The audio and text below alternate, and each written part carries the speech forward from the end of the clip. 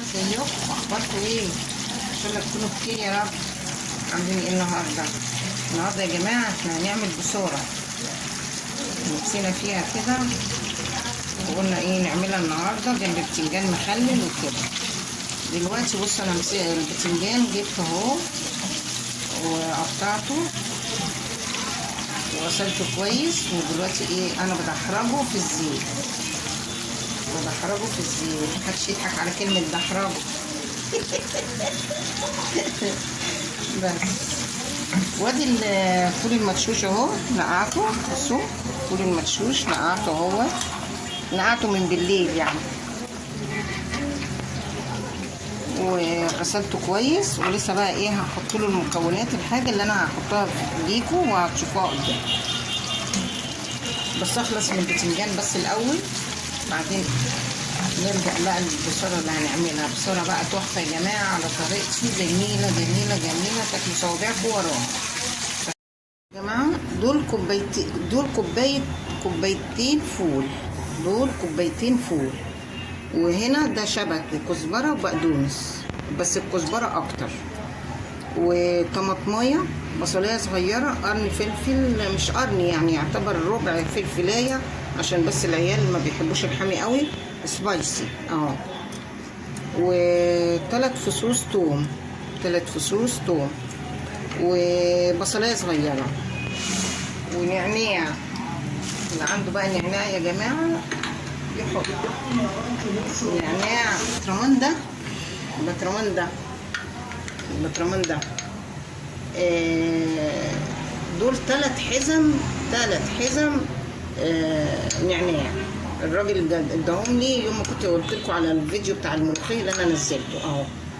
مسكتهم غسلتهم ونشفتهم حلو قوي وطحنتهم 3 حزم. بصوا طالعين لي حبه قد ايه، بطرمان حلو احط منه على المحشي، على البصاره، حد عنده مغص كده يعني، تحب تشربوه بالليل وانتوا قاعدين، جميل قوي. انا اللي بحب انشفه هو، انا من عشاق النعناع هو والملوخيه يا جماعه. ما انا ما بشتريش لا الملوخيه ولا النعناع من الشارع. النعناع جدا انا، فما بحبش اجيب النعناع والكزبره والملوخيه الناشفه يا جماعه اهو. بصوا معلقه دي تيست وريحه مش قادره اقول لكم على جمالها ولا طعمها.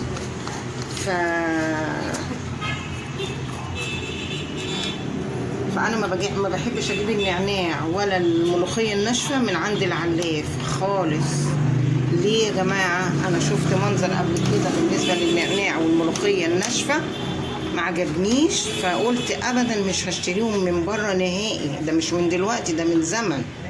انا ما بشتريهمش خالص، اجيبهم انشفهم كويس واغسلهم حلو وانقعهم كويس وكده وانشفهم بنفسي واروح طحنهم، بس بتطلع جميله وحلوه وطعمها في منتهى الجمال. فدي رايي، ده رايي يعني علشان اللي انا شفته يعني. وده البتنجان طبعا انا قليته اهو، بصوا طري وجميل ازاي.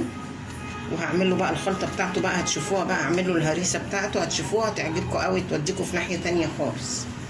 فانا دلوقتي بغلي ميه عشان اكبها على الفول لما تيجوا تسووه لازم تحطوا له ميه سخنه، ما تحطولوش ميه من الحنفيه مباشره حاجه. والمكونات وهسيبه بقى لما الميه تغلي، وهحط واكب عليها، وخليكم معايا وهوريكم.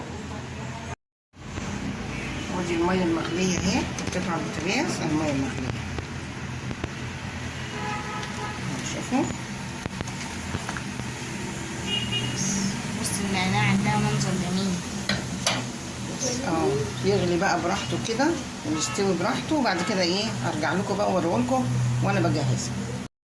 بصوا الخلطه اهي بتاعت البتنجان دي. طبعا قرن فلفل احمر، قرنين خضر، واحده صفرة، 4 فصوص ثوم، اللهم صل على النبي، ليمون اهي لسه ما قطعتهاش عليها. حطيت لها خل، معلقه سكر صغيره عشان تعمل تيست للملح، وخل. وهحط لها برضو معلقه صغيره نعناع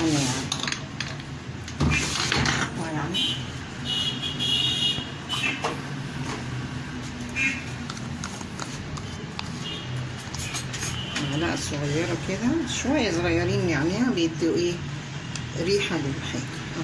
حبة لا يذكروا يعني اهو. طبعا في قرن فلفل سبايسي حامي بالنسبة للمخلل ده اهو. هنقلبها بقى كده.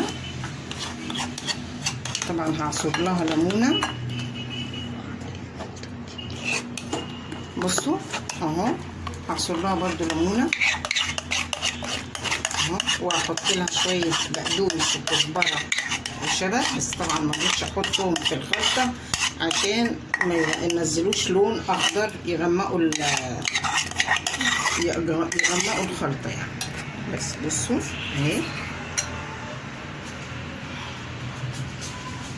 اهو، مشيت عليها بصوا شوية بقدونس وكزبرة وشبت اهو كده. مرضتش احطهم مع الخلطة عشان ما يغمقوش الخلطة، بس بيعملوا تيست عالي قوي في الخلطة دي. هحط بقى نص ليمونة. استني هاخدهم دول. اقفلي المية.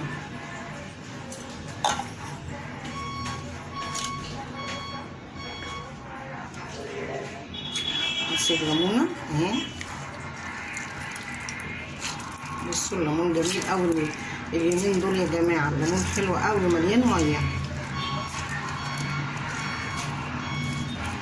بيقولوا يا جماعه الزيتون ب 45 جنيه، معقوله الزيتون ب 45 جنيه؟ حد جاب زيتون يا جماعه؟ قولوا لي كده في الكومنتات. بس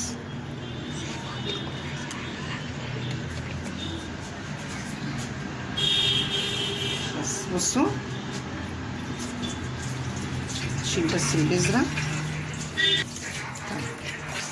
اهو. هحط لها بقى شوية زيت طبعا عشان البتنجان مقلي فيه زيت.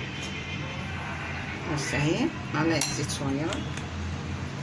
مش قادرة اقول لكم والله العظيم يا جماعة ريحة وطعم مش قادرة اقول لكم. شطشط البتنجان لو ما كانش مشطشط ما يفتحش النفس خالص اهو. بصوا انا حريف شطة. بس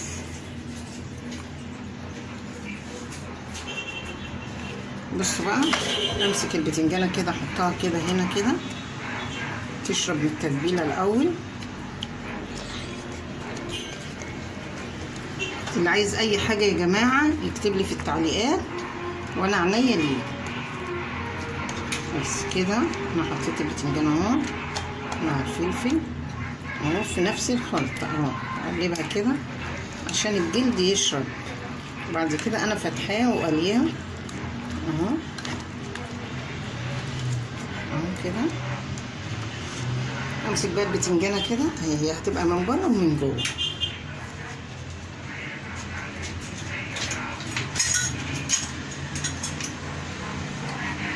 بصوا اهو شويه كده واقفل عليها